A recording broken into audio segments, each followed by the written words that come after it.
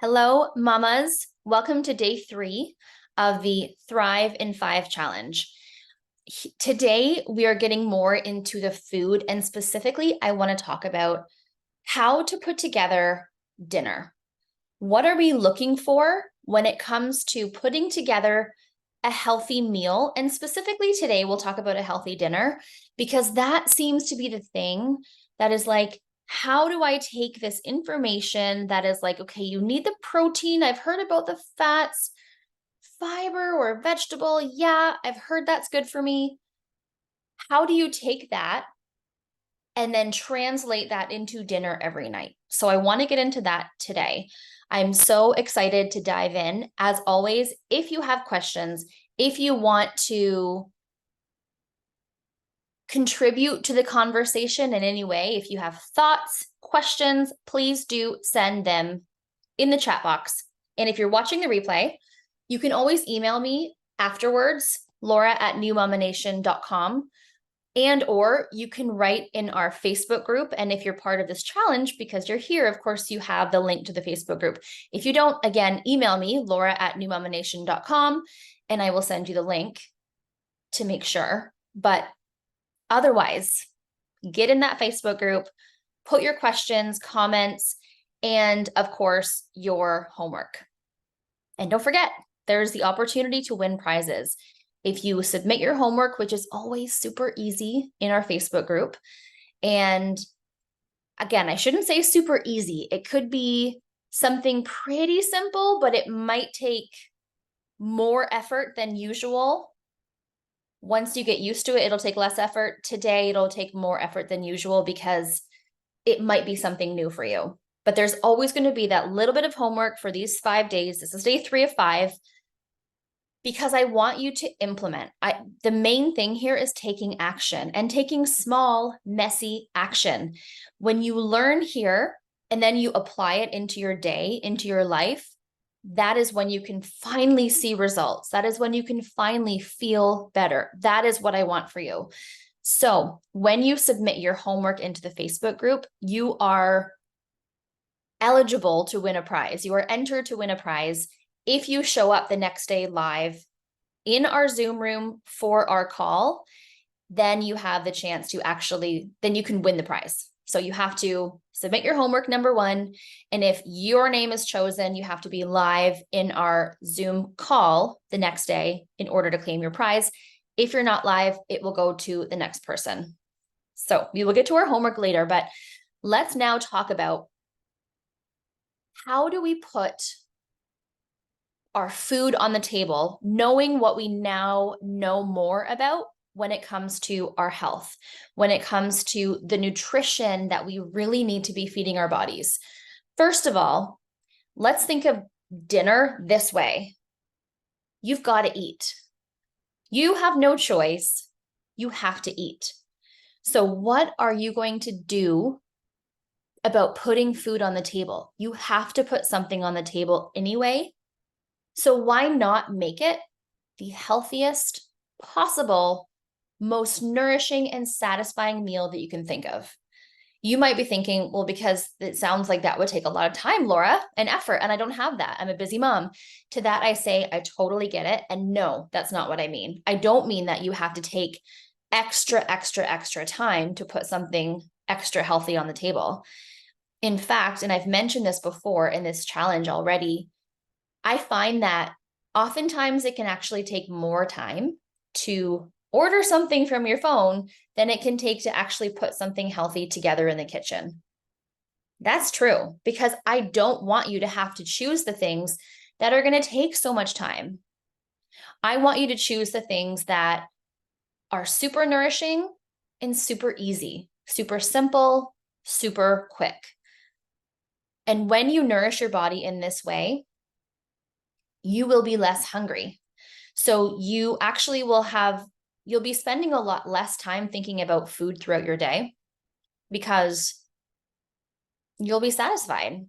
You're not going to be hungry for constantly thinking about what else am I going to eat? What is in the cupboard? Let me just open the fridge door and stare. Nobody wants to do that. Nobody wants to have to do that. So my hope for you is that you won't have to do that you will be nourishing your body with dinner, with breakfast, with lunch, and you won't have to constantly be thinking about food because that takes time and energy.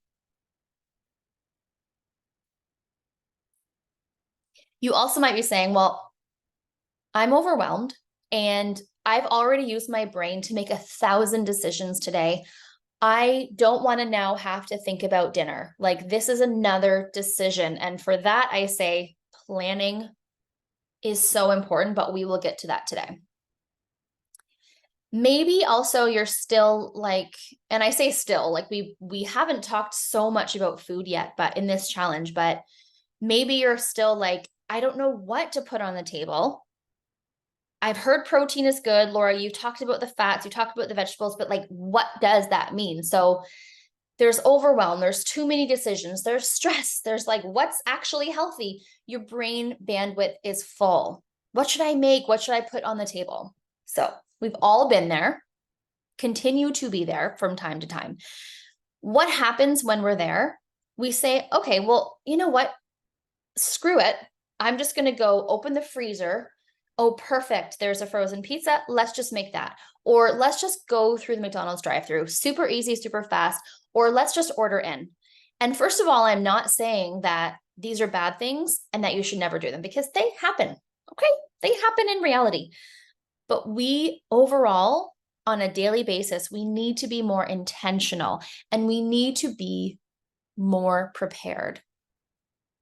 So imagine what it would be like, how it would actually feel if you went into your dinner prep time totally ready. You know the plan and you're simply having to carry out what you already decided. Like, you've already decided this, and now all you have to do is carry out that plan. Think of how your day would feel if you knew that dinner was taken care of. Because I know for me, when I don't know what I'm eating that night or making that night, I'm already thinking of it in the morning. What do I have in the freezer? Did I already thaw something out? Do we have leftovers in the fridge? What am I going to make? Right from the morning time. This is why it is so imperative that you have a plan and that you do it in advance. And by the way, it doesn't have to take a long time. This plan should be fast and actually should be saving you so much time and especially brain bandwidth, because it's something that now you don't even have to think about because you've already taken care of it.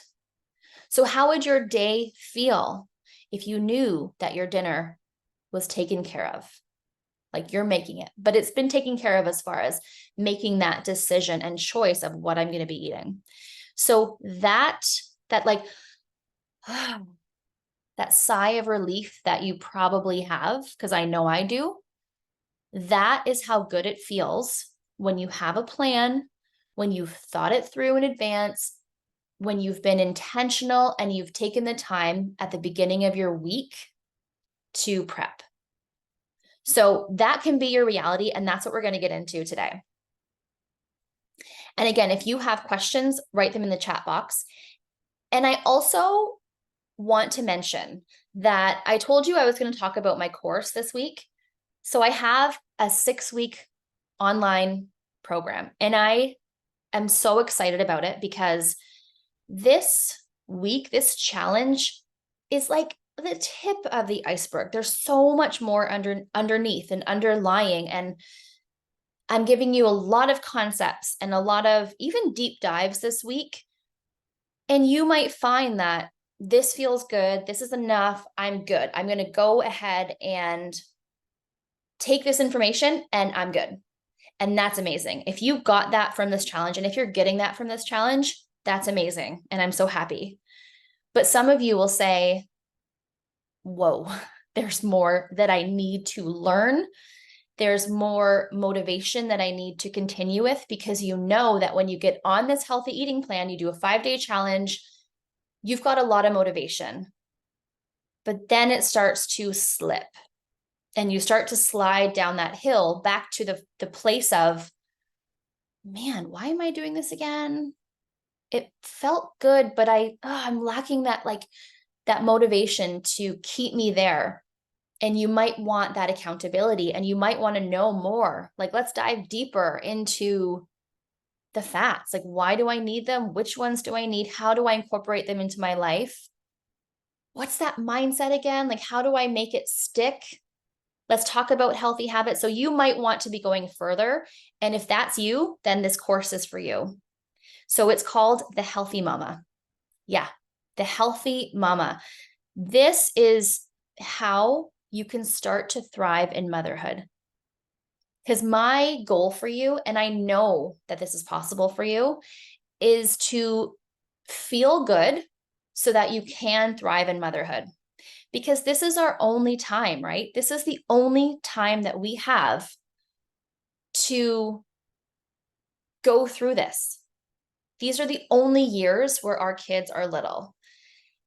And it is up to us how we feel during these years. The choices that we make right now in this moment, today, tomorrow, this week, the choices that we make right now are affecting us, I should say. They are affecting us and making it so that we enjoy motherhood more, or we're just like dragging by. I don't want you to drag by. I know that you have the ability to thrive. I know that you have the ability to feel so much energy, even though you're busy. I know that you have the ability to put a healthy dinner on the table every night. Hint, leftovers are awesome. So I don't mean make a fresh meal every night. We'll talk about that today. I know that you have this ability, and I want to help you find that in this course. I want to bring it out in you and guide you along the way. I'm going to give you the information, and I'm going to help you along that transformation from tired mama, just like dragging by, don't know what to eat, know I should eat healthy, but don't know where to start, to thriving mama.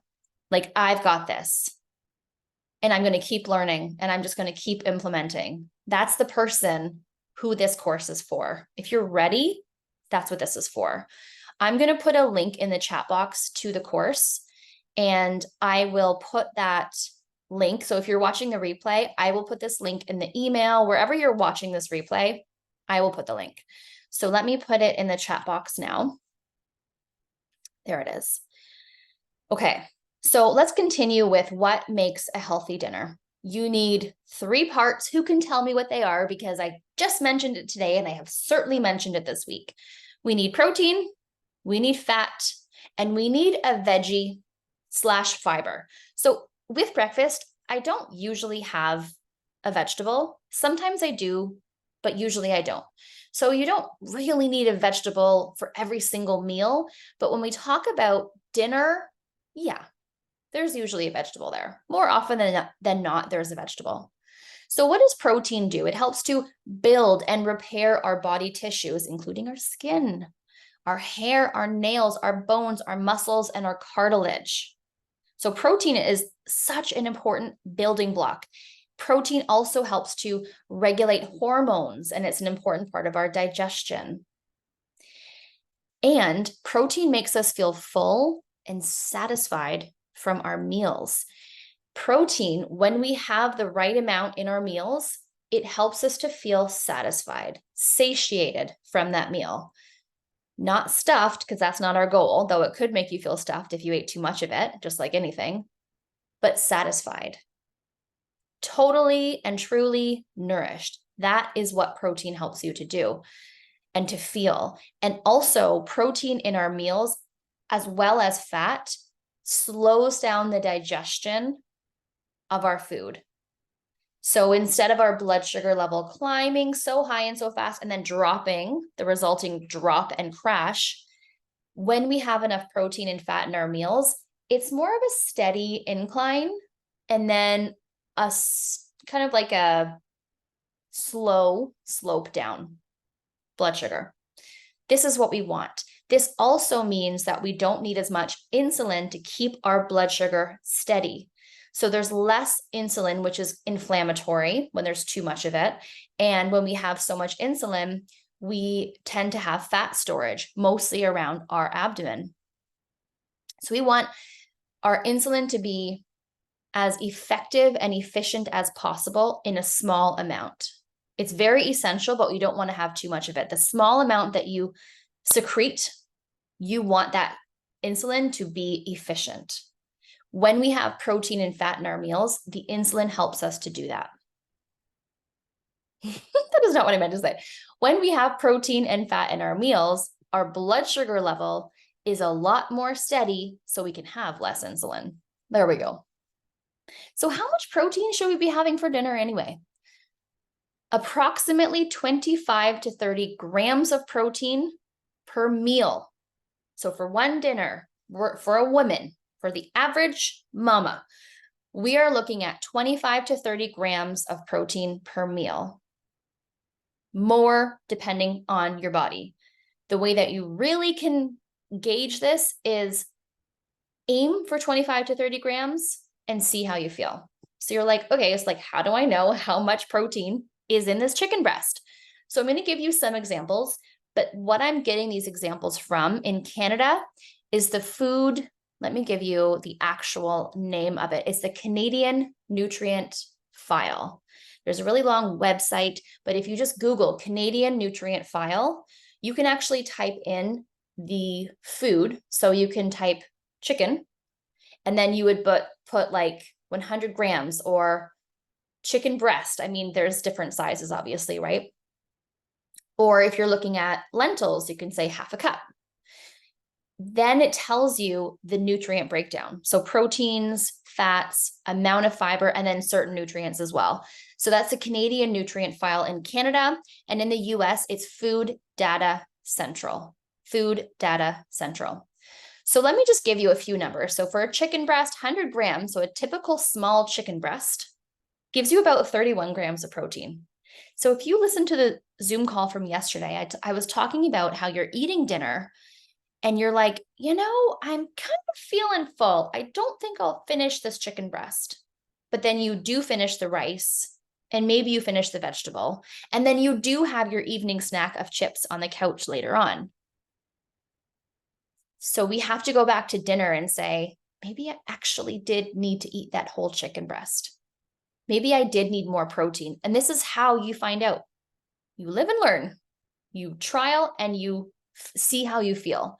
So in this case, have an average size, whatever a small chicken breast is to you. Obviously, that really does differ by a few grams, but average size chicken breast, eat the whole thing, see how you feel. If you're getting actually really full, I don't want you to stuff yourself, so you need to stop. But if you're still like, I'm not actually that full yet, then keep eating. Experiment. Can you get rid of that evening snack by eating more of your protein with dinner? That is the question. How about 100 grams of chicken thighs? So just under one typical thigh, 25 grams of protein. That would be like a big thigh, actually. So if we're looking at chicken, that's about what we need per meal. One chicken breast, a big chicken thigh, probably I would have maybe 2 of those, depending. So it's interesting to see and to hear, in this case, how much actual protein we're getting. And do I recommend counting all the time? No. But when it comes to something like protein, I do like giving you the amount that you should be eating on average. And then you can take that and see how you feel. So once you measure a few times using the websites I mentioned, then you can look at that and know how much protein you're eating approximately in this meal and how do I feel. And if you consistently get hungry throughout the day, and if you consistently get hungry in the evening for snacks, then you can look at your dinner and say, it's probably not enough protein. Let's look at this again. Oh yeah, I'm probably only getting like 15 grams. No wonder I'm still hungry. And also remember, the snacking has a lot to do with habits. So there is that. But if you're truly hungry at night, let's look at how much protein did we have with dinner. 100 grams of steak, 32 grams of protein. Pork chops, 100 grams, 27 grams of protein. Salmon, 100 grams, 25 grams of protein. Ground beef, about 3/4 of a cup of ground beef, 30 grams of protein. Fantastic. How long does ground beef take to cook? Not long at all. You can make it into so many different things too. There's so many ways of cooking it. And when I'm talking about something that's quick and easy to make, like a quick and easy dinner, ground beef is up there in my brain when I'm talking about that. 1 large egg is about 6 grams of protein. So is an egg on toast enough for breakfast, even though we're talking about dinner? No, it's not. You're going to get 6 grams of protein plus the carbs in the bread, which are not usually a bad thing. But when you combine that with not having enough protein, it's like blood sugar craziness. We don't want that. So if you have 3 eggs, now you've got 18 grams of protein. Or if you have 2 eggs, you've got about 12 grams. You add avocado to that, or maybe a little smoothie, or just your 3 eggs. And that's a lot of good fat too. So that is usually enough to keep you sustained. So even though 3 eggs would give you about 18 grams of protein, it's usually enough because of the fat in there as well and the other nutrients to keep you sustained for a long time. If you think about lentils, about 3/4 of a cup of lentils, 13 grams of protein. And brown rice. Sometimes we think about brown rice as a source of protein. It's not really. 1/2 cup of brown rice, 3 grams protein, not a lot. If you combine lentils and rice together, it does make a better protein outcome because you're getting different amino acids combined together. Amino acids are the building blocks of protein. So that's a good combination, but you're still not getting a full protein amount. So what you could do is add proteins together. Let's say you're doing brown rice, you're doing lentils, and maybe you have that with an egg or something. I'm not thinking about dinner necessarily. Maybe you have that with some ground beef. Maybe you have that on the side with something else. Maybe you're adding some feta cheese to the salad. Maybe you're adding some goat cheese. There are ways to piece together proteins to add more overall. Now there is protein in some seeds as well, and some nuts and seeds, but I'm going to talk about 2 of them today. Pumpkin seeds, so a 1/4 cup of pumpkin seeds. 1/4 cup. This is a great snack, by the way, in the evening, pumpkin seeds. And yesterday I gave you the recipe for the salty pumpkin seeds. So in your email replay, like in the email day 2 that I sent you yesterday, that has a recipe, and I put it in our Facebook group as well. Salty pumpkin seeds are an amazing evening snack. Not only do they have tryptophan, which helps us to sleep because of serotonin and melatonin being our sleep hormone, but pumpkin seeds are a great source of protein. 1/4 cup gives you 17 grams of protein. So imagine even adding pumpkin seeds to a salad. Now you're making that salad more complete. So can I have a salad and call that dinner? Yes. Make sure you're adding protein to it. Could be meat, could be fish, could be egg, could be a combination of them. And it could also be some pumpkin seeds added on there. Yum, delicious, and so nutrient rich. Hemp seeds, AKA hemp hearts. A 1/4 cup of hemp hearts, which is a lot, but a 1/4 cup is 13 grams of protein. That's really, really good. Even if you've got 2 or 3 tablespoons added into your smoothie or onto your salad or onto your yogurt, done. And not only are you getting just the protein, but you're getting other nutrients as well. Love it. I love when food gives you not just one thing, but a whole bunch of things. And by the way, whole foods typically do that. Real, whole, unprocessed foods typically give you a really great combination because they're real. That is nature. Nature gives you the complete picture. And finally, quinoa, 1/2 cup, gives you 4 grams of protein. So not huge, but certainly something. Now, why do we need fat? So fat is the other part of our meal. Well, fat is important for so many parts and processes of our body, our heart, our circulation, our joints, brain, mood, our energy, our blood sugar, our skin health, and so much more. We need fat for all these things. Every single cell membrane in our body, and we have trillions of these, is made of fat. And we need both saturated and unsaturated fats. We need both. And also, fat, just like protein, really adds to the satisfaction of your meal. And it helps to slow down the blood sugar level because it takes longer to digest. It helps to slow down the release of sugar into your bloodstream from that meal. So it just means that you have longer lasting, sustained energy. And that is what we want. Fat also, by the way, this is a huge piece. It adds flavor to our food. Have you ever had a low-fat yogurt and then you have a full-fat yogurt? Oh my gosh, the difference in flavor, in fullness, in satisfaction is huge. This full-fat yogurt provides all the nutrients that our bodies need. By the way, low-fat yogurt, no.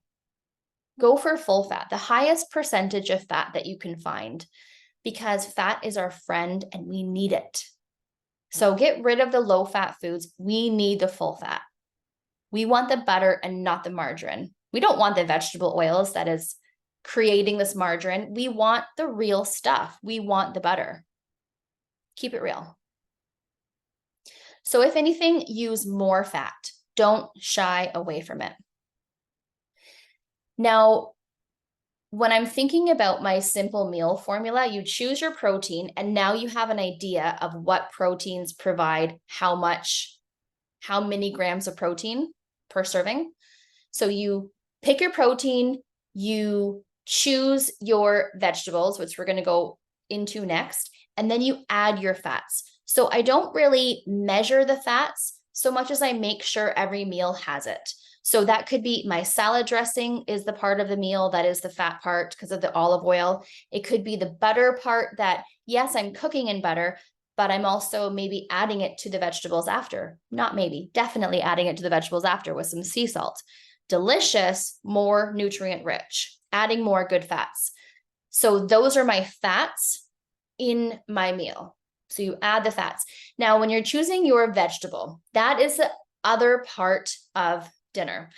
What do veggies do? They mostly provide the fiber. The fiber you're not going to find or get from animal foods. So the vegetables, and fruits as well. That's where you're going to find the fiber. You also get fiber from, it's all plant foods. So it is your quinoa and your rice, your lentils, nuts and seeds. Those will also have fiber. So vegetables, they help to increase the bulk of the food in our gut to help with digestion and keeping our bowel clean. Very important to keep our bowel clean. We have to have regular poops. Fiber helps us to do this.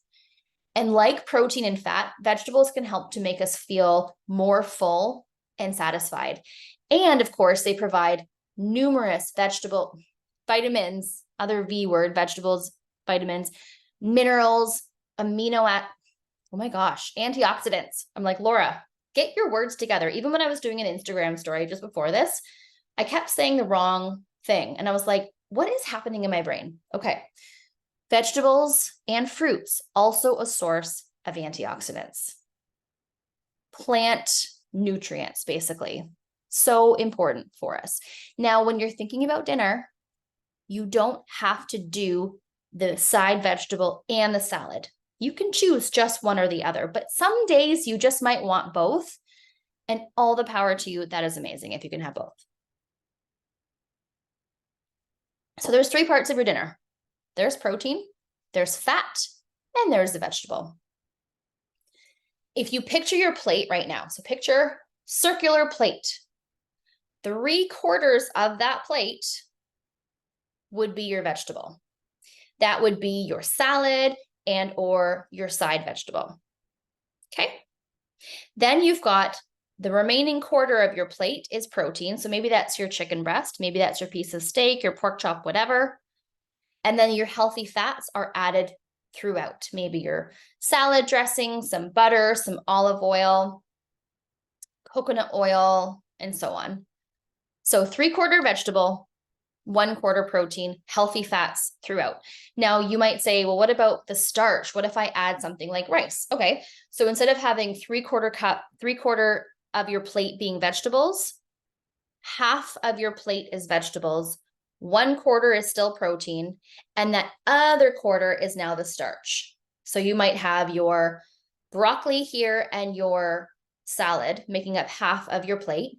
You might have your chicken breast being a quarter of the plate, and the remaining quarter of your plate is the brown rice. And again, healthy fats added throughout. Okay, so now you're like, how do I make this happen? You need a plan, and you need to stick with your plan. You need to make a promise to yourself, and you need to stick with that promise. Whatever that promise might be, that is for you to make and to stick with it. So in this case, your promise might be, you know what? I promise myself that I will make this plan for my dinners this week. So it's Wednesday today. I will make a plan for Wednesday, Thursday, and Friday, because I typically make a plan just for weeknight dinners, and I include leftovers.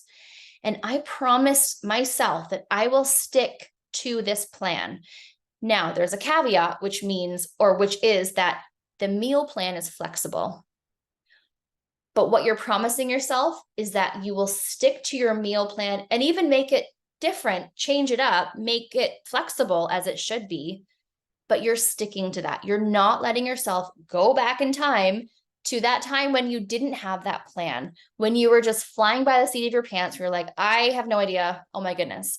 Now you might say, I thrive that way, Laura, so I don't want to change. And in that case, great. But I'm talking about needing a plan if that way of living does not work for you anymore. If you're like, yeah, I just feel overwhelmed all the time by this silly dinner making decision that I have to do every day, I need something different. So you need a plan, and you need to promise yourself that you will make this plan and stick to it. And when you do that, the confidence in what you can do in healthy living overall is so much greater. You just always increase that confidence and increase that confidence. Maybe your promise to yourself, as we've talked about in day 2 and day 1 this week, is to quit sugar for 5 days. Maybe it's to quit sugar for longer than 5 days. So that is a promise that you're making to yourself. For 5 days, I'm going to stop eating sugar. Keep that promise. That is what you have to remember. You can remember the things you're doing, but you've got to remember to keep that promise to yourself. Because when you do, the confidence in what you can accomplish and what you can do gets a boost. Your confidence rises every single time. Your happiness rises. Your stress lowers. Your sense of empowerment rises, because you've made this promise to yourself and you've kept that promise. You've committed to yourself and you've kept that commitment. It is so vitally important to do that. So if you're someone who needs a plan, then that is what we're talking about now. And you need to stick to your plan. Now, it doesn't have to be super detailed.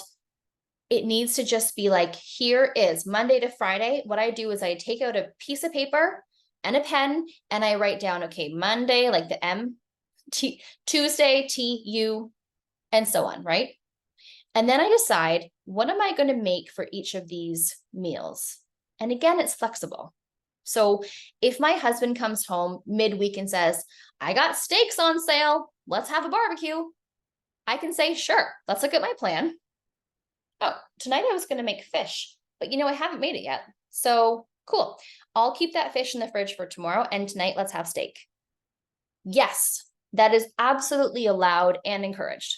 So I want you to be able to be flexible with your plan, but the point is that you had that plan in the first place so that you're not scrambling when it comes to dinner. So if he didn't come home to say, I've got steaks, let's make a barbecue, let's have a barbecue, you know, oh yeah, I'm making salmon tonight. That's cool. Got it in the fridge already, because that's the other part of the plan that we'll talk about. Very important. So what the heck do you put on your plan? Well, yeah, I write down what meals I'm planning on having, and it's just dinner that I'm writing down, and it's just Monday to Friday, and I include leftovers. So on Monday, I'll say leftovers, like let's say on Sunday we had chili and I know I'm going to have leftovers, or I'm making this plan on a Sunday, so I know that I already have leftovers. So Monday might be chili leftovers. And then Tuesday, oh yeah, I'm going to look in my freezer book, because I've got written down in my freezer book what I've got in the freezer, both downstairs and upstairs.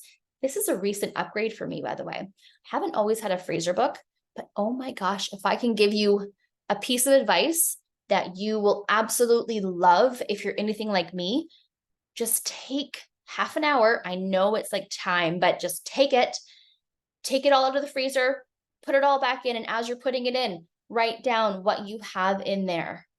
You will save yourself so many shopping trips that are unnecessary. You will save yourself from buying duplicates of things that you already have in the freezer. You will be cooking from your freezer. Oh my gosh, have a freezer book. Okay, so I go through my freezer book.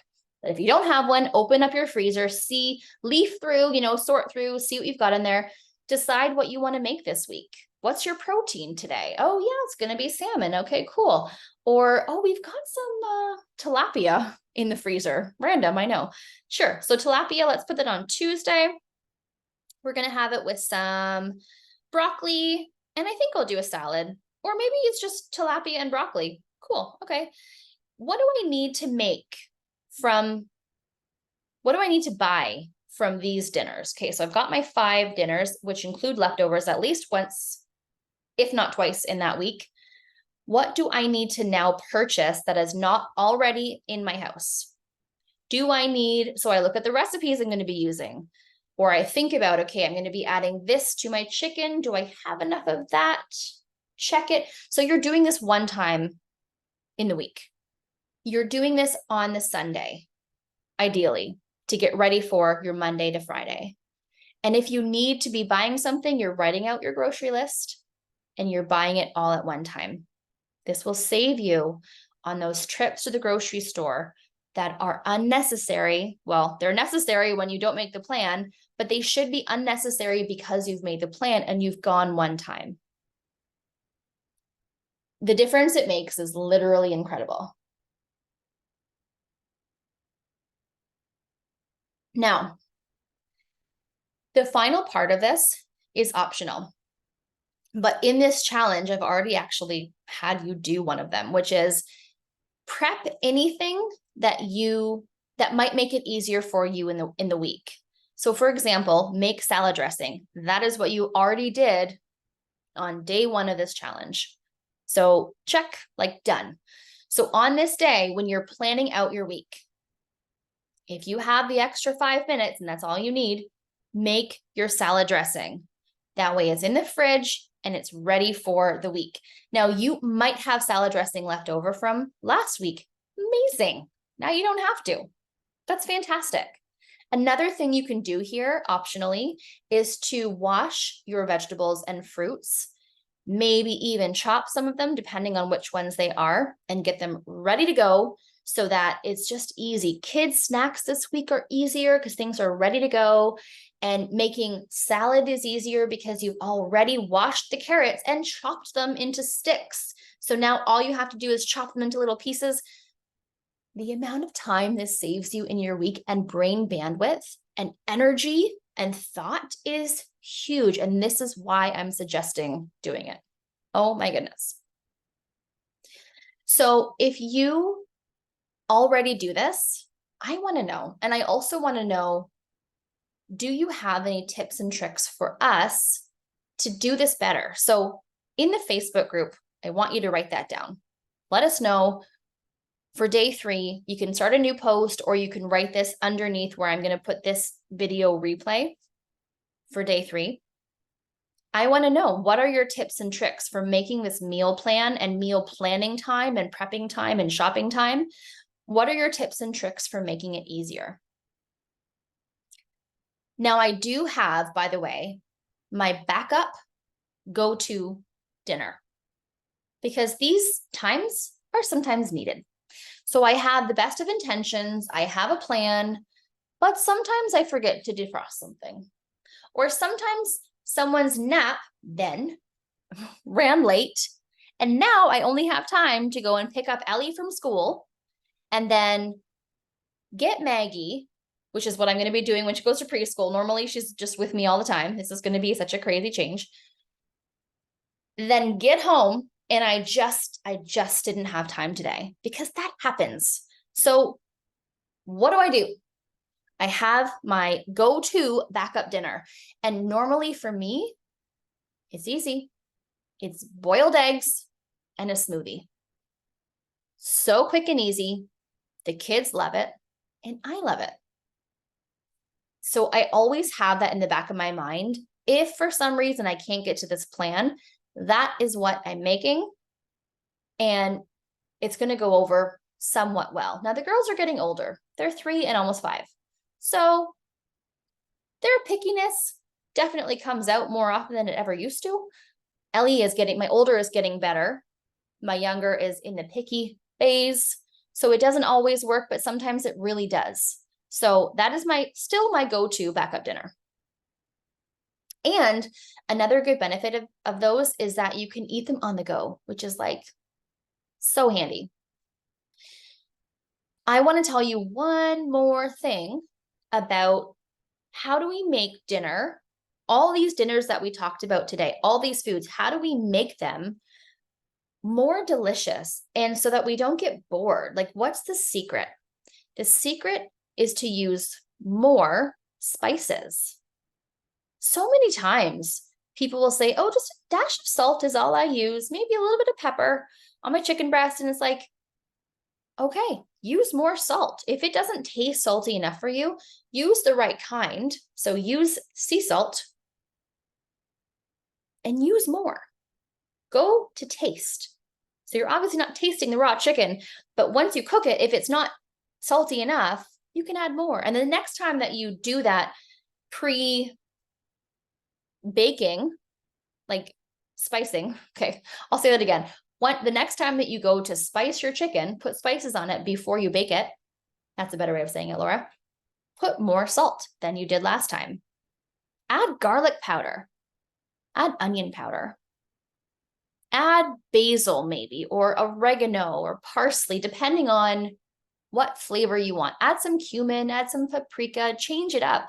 Make it different and make it more fun. And it does not take you any extra time. It takes you no extra time to add a few extra spices. Also, how do we make food more fun and enjoyable? I just said it. Add more salt. Don't be afraid of it. If your meal is on your plate now and it's not salty enough, add more. Make sure you have the right kind of salt, which is the real sea salt and not table salt. That is the key, because we want real sea salt, which is sodium chloride plus other minerals. And by the way, our cells do need sodium, but we also need other minerals as well that natural sea salt provides. So use more of it and don't be afraid of it. The last way to get your meal more delicious is full fat, my friend. Full fat sour cream, butter, olive oil.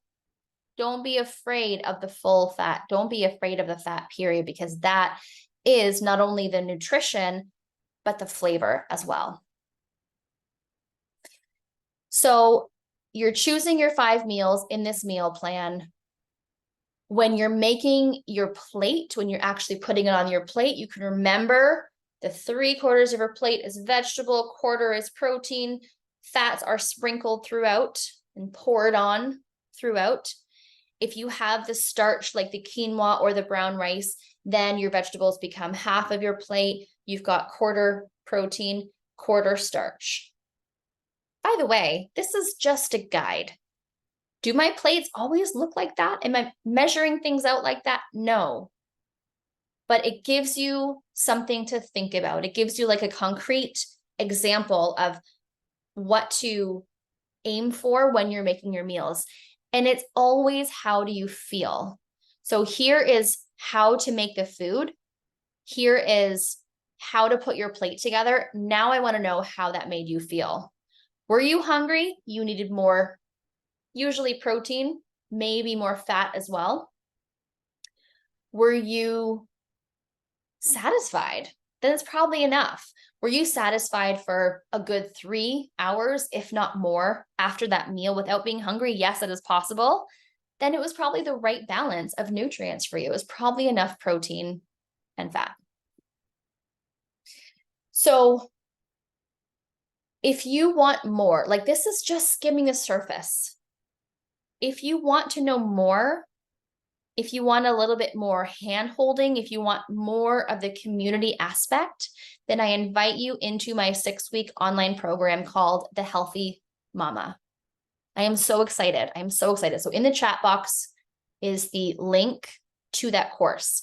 Now, it's the first time that I've ever run this course, this particular one. And so you will be the founding members of the course. If you sign up, you are like a founding member. Never offered it before. So for that, I'm giving you half price offer.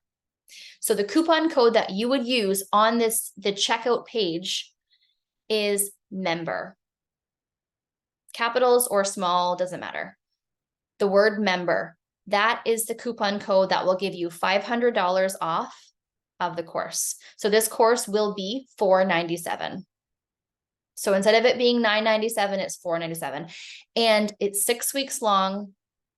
It's 2 live Zoom calls, just like this one, every week. It's connection in our Facebook group. So there will be a private Facebook group that is just for members of the Healthy Mama. And it's lifetime access to the course. So once you have it, you'll have it. And right now, what you'll see in the course is in the portal. When you sign up, you'll see an introduction video, and then you'll see in week 1, there's a week 1 workbook. When this course actually starts is Monday, September 11th. That's like our official kickoff day. So right now in the course, in the portal, what you'll see is the week 1 workbook. And then when we go live in week 1, the replay of that video, of that live Zoom call, will be uploaded into the course portal. Because this is the first time that I've run the course, I don't have the videos until we make them together. So when you make that video, when you see that video, when we make it together, that will be uploaded into the course portal. And oh my gosh, I'm so excited. So 2 Zoom calls a week, support, connection with other like-minded mamas. It's going to be so good. So good. So it's called The Healthy Mama. If you're watching the replay of this video, I will be giving you the link so that you can see the course page. And again, use coupon code MEMBER to get the course for half off. The other thing is that if you sign up before Friday, so today is Wednesday, August 30th. If you sign up before Friday, September 1st, you will get a one-on-one consultation with me through Zoom. I'm so excited. So you'll get more of that one-on-one support, more of that, what's the word I'm looking for? More of that unique support. So more of what you need for you, because we all have our own unique